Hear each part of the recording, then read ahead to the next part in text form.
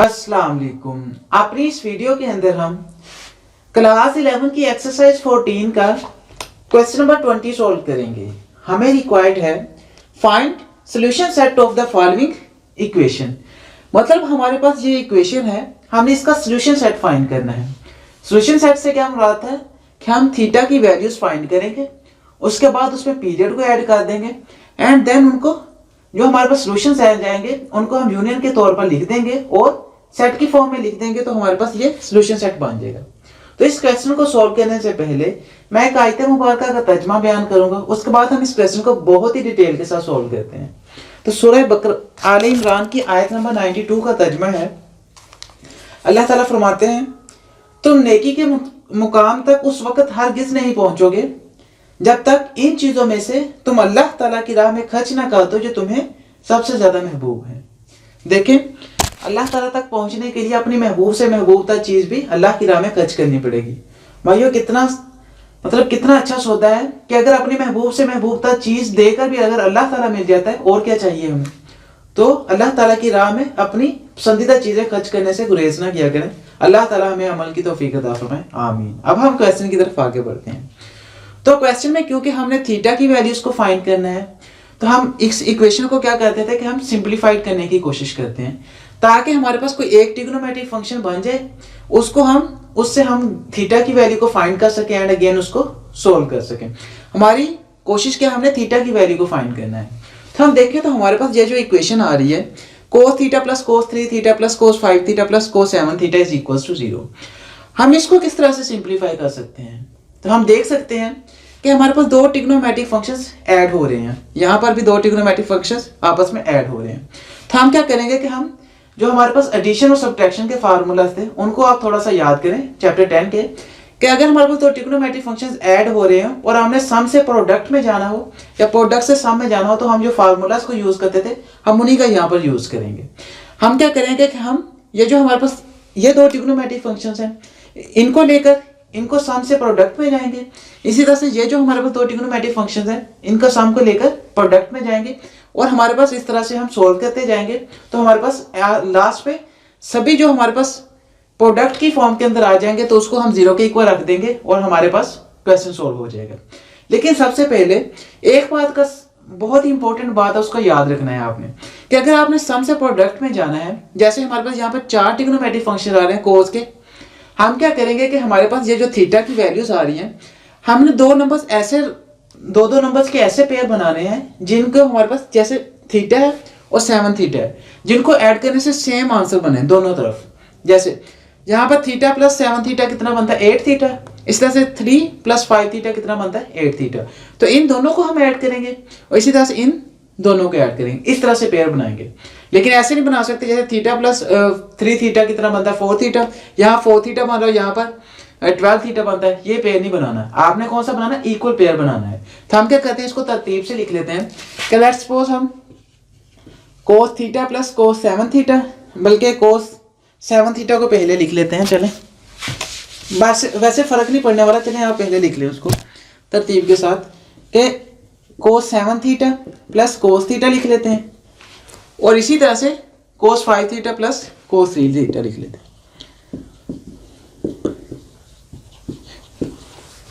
अब देखें तो हमारे पास 7 थीटा प्लस थीटा 8 थीटा बनता है और इस तरह से 5 थीटा प्लस 3 थीटा 8 थीटा बनता है। तो दोनों हमारे पास सेम बन रहे हैं पेयर। अब हम क्या कर सकते हैं कि अब हम करेंगे इन पे प्रोडक्ट से सम, ये हमारे पास सम है, सम से प्रोडक्ट में जाने का फार्मूला यूज करेंगे। तो आप जानते हैं कि हमारे पास क्या फार्मूला था कि cos p plus cos q किसके इक्वल होता था, 2 cos p plus q by 2 into cos p minus q by 2।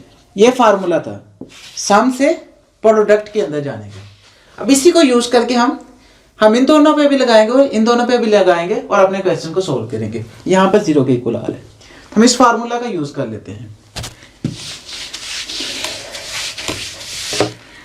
तो अगर इन दोनों पेयर्स पे लगाएं तो हमारे पास क्या बन जाएगा, 2 cos p हमारे पास 7 थीटा है और q हमारे पास क्या है, थीटा।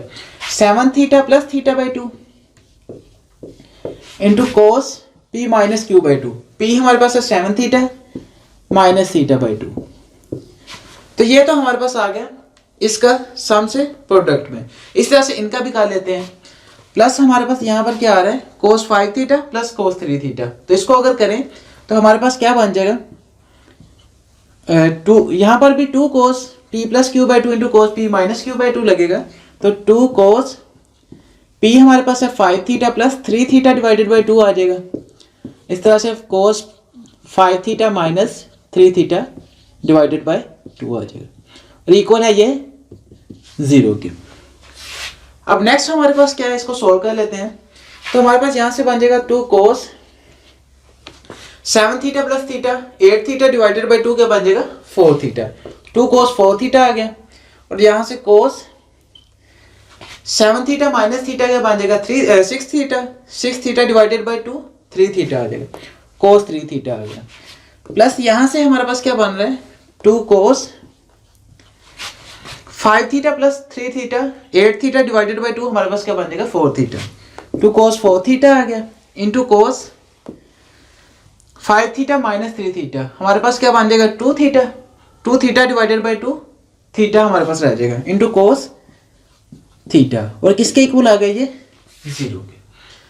अब नेक्स्ट हम क्या करते हैं कि यहाँ से हम अगर देखें तो हमारे पास क्या है cos 4 theta into cos 3 theta plus 2 cos 4 theta into cos theta आ गया। तो हम एक काम कर लेते हैं कि हम लेट्स सपोज cos 4 थीटा इसमें भी और cos 4 थीटा इसमें भी और 2 भी है साथ में। हम 2 cos 4 थीटा को कॉमन ले लेते हैं।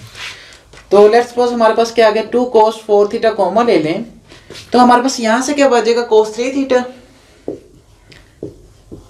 प्लस यहाँ से क्या बचेगा cos थीटा। अब इसको कॉमन लेने का मकसद क्या था, इसको कॉमन लेने का एक सिंपल सा मकसद था मेरा, वो ये कि जहां पर अगेन हमारे पास सम आ रहा है तो हम इसको भी सम को अगेन ये फार्मूला यूज करके प्रोडक्ट में लेकर जाएंगे ताकि हमारे पास होल क्वांटिटीज प्रोडक्ट के अंदर आ जाए। और दूसरी बात ये जहां पर cos 4 थीटा तो आ गया हमारे पास, अब यहाँ पर साथ में 2 है तो हम क्या कर लेते हैं और थोड़ा सा सिंप्लीफाई करने के लिए 2 को इस तरफ ले जाते हैं। तो 2 जब 0 पे जाकर डिवाइड होगा तो ये भी 0 बन जाएगा, 2 खत्म हो जाएगा हमारे पास। तो यहाँ से 2 कैंसिल हो जाएगा इस तरह से 0 पे जाकर जब डिवाइड होगा तो बाकी हमारे पास आ जाएगा cos 4 थीटा 2 को हम अगर उस तरफ ले जाएं into cos 3 theta plus cos theta equals to 0 आ गया। अब नेक्स्ट हम क्या करते हैं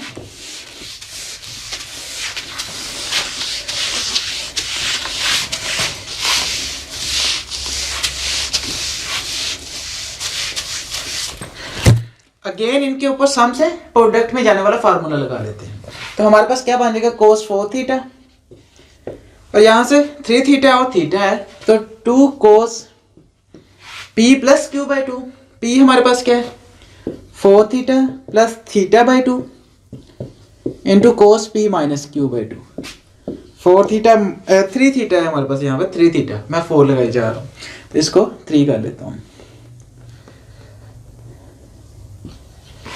3 theta plus theta by 2 into cos 3 theta minus theta by 2 किसके इक्वल है ये 0 के। तो यहां से इसको सिंप्लीफाई कर लेते हैं तो cos 4 theta into 2 cos 3 theta plus theta 4 theta divided by 2 क्या बन जाएगा 2 theta into cos 3 theta minus theta 2 theta और अगर 2 पे डिवाइड कर दें तो थीटा बाकी रह जाएगा into cos theta equals to 0 आ गया। अब यहाँ पर अगेन हम देख सकते हैं कि सारा प्रोडक्ट्स के अंदर आ गया है, लेकिन यहाँ पर एक और काम है कि यहाँ पर भी 2 आ रहा है साथ में, इस 2 को भी सिर्फ ले जाते हैं 0 पे जाकर डिवाइड हो जाएगा तो ये भी 0 बन जाएगा। तो बाकी क्या बच जाएगा cos 4 theta into cos 2 theta into cos theta equals to 0। 2 को अगर इस तरफ लेके तो हमारे पास ये बन गया क्या 0। अब हमारा क्वेश्चन बहुत ही सिंपल हो गया। अब देखिए तो हम एक तरह के फैक्टर्स हमारे बन गए कि हम इसको भी 0 के इक्वल रख सकते हैं, इसको भी 0 के इक्वल रख सकते हैं, इसको भी 0 के इक्वल रख सकते हैं क्योंकि तीनों प्रोडक्ट्स के अंदर तीनों को हम 0 के इक्वल रख सकते हैं अलग-अलग से। और तीनों के हिसाब से हम थीटा की वैल्यू को फाइंड कर लेंगे। cos 4 थीटा को भी 0 के इक्वल रख लेते हैं, इसी तरह से cos 2 थीटा को भी 0 के इक्वल रख लेते हैं और cos थीटा को भी 0 के इक्वल रख लेते हैं। अब सिंपल सी बात है कि हमारे पास हम क्या करते थे, थीटा की वैल्यू को फाइंड करते थे पिछले क्वेश्चंस में भी, वही हम काम यहाँ पर कर रहे हैं। लेकिन यहाँ पर हम जानते हैं कि यहाँ पर अगर हम जब भी हमारे पास लेट्स सपोज हम इस तरह से कर लेते हैं कि 4 थीटा है, तो हम क्या करेंगे cos इनवर्स ऑफ 0 बन जाएगा। 4 theta equals to cos inverse of 0। यहाँ पर 2 थीटा इक्वल आ जाएगा cos इनवर्स ऑफ 0, और इस तरह से यहाँ पर थीटा आ जाएगा cos इनवर्स ऑफ 0। हम क्या करते हैं कि अब इनवर्स आ रहा है तो हम जानते हैं कि हम थीटा की वैल्यू को फाइंड करते हैं। जब भी इनवर्स आ रहा हो तो इसका मतलब क्या होता है कि हमें वैल्यू गिवन और हम एंगल फाइंड करते हैं, थीटा की वैल्यू फाइंड करते हैं। तो हम देखेंगे कि हमारे पास cos 0 जो वैल्यू देता है वो किस एंगल पे देता है, या मतलब वो कोऑर्डिनेट्स के अंदर लाइज करती है या किसी लाइन के ऊपर लाइज करती है। तो हम जानते हैं कि cos जो 0 वैल्यू देता है हमें कोऑर्डिनेट्स के अंदर नहीं देता, बल्कि cos 90 पे ये 0 वैल्यू देता है लाइन के ऊपर। तो हमारे पास थीटा क्या बन जाएगा π/2। अब क्वेश्चन यहाँ पर सिंपल है, लेकिन अगर यहाँ पर हमारे पास किसी एंगल के अंदर दे रहा होता तो हम पिछले क्वेश्चन की तरह करते कि हम रेफरेंस एंगल फाइंड करते, किसी क्वाड्रेंट के अंदर दे रहा होता तो क्वाड्रेंट के लिए हम क्या करते थे कि रेफरेंस एंगल फाइंड करते हैं एंड देन उसके हिसाब से क्वाड्रेंट के हिसाब से पाई प्लस या पाई माइनस इस तरह से सॉल्व देते। लेकिन यहाँ पर हमारे पास लाइन के ऊपर दे रहा है π/2 के ऊपर, तो हमें जरूरत ही नहीं है रेफरेंस एंगल वगैरह फाइंड करने की, कोई नहीं, बस डायरेक्ट ही लिख देंगे थीटा क्या बन जाएगा हमारे पास π/2। ये एक थीटा की वैल्यू मिल गई। और इसी तरह से यहाँ पर 2 थीटा, यहाँ पर भी cos इनवर्स 0 है तो 2 थीटा हमारे पास क्या बन जाएगा π/2 के इक्वल। और इसी तरह से यहाँ पर भी 4 थीटा आ गया तो 4 थीटा भी π/2 के इक्वल आ जाएगा। तो ये हमारे पास 3 वैल्यूज मिल गई, 4 theta is equal to π/2, 2 theta is equal to π/2 and theta is equal to π/2। अब नेक्स्ट हमने काम क्या करना होता है कि समझ लें ये 3 हमें सोल्यूशन मिल गए, हमने इनमें पीरियड को ऐड करना होता है। तो हम पीरियड को ऐड कर लेते हैं।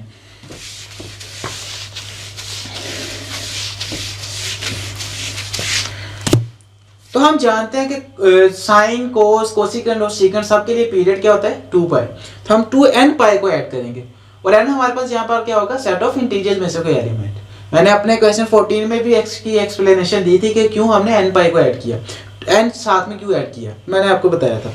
चलिए हम लिख लेते हैं कि हम इनमें पीरियड को ऐड कर लेते हैं। तो 4 थीटा इक्वल आ जाएगा π/2 प्लस 2n पाई, और इसी तरह से 2 थीटा भी हमारे पास बन जाएगा π/2 प्लस 2n पाई, और थीटा भी हमारे पास आ जाएगा π/2 प्लस 2n पाई।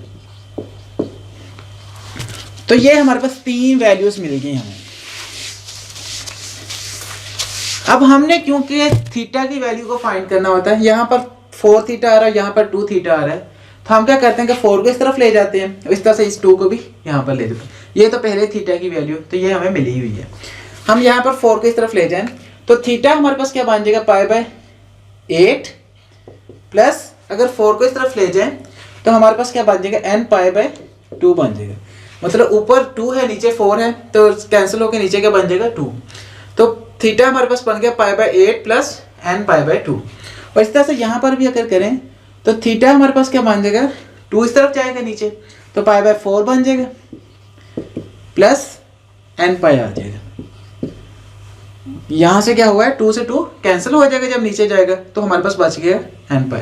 तो ये 3 थीटा की वैल्यूज हमें मिल गई, यही हमने फाइंड करनी थी। अब नेक्स्ट हम क्या काम करते हैं कि ये इनको सोल्यूशन सेट की फॉर्म के अंदर लिख लेते हैं। तो सोल्यूशन सेट की फॉर्म के अंदर हम किस तरह से लिखेंगे π/8 प्लस यहाँ पर क्या n π/2 यूनियन π/4 प्लस n पाई यूनियन π/2 प्लस 2n पाई।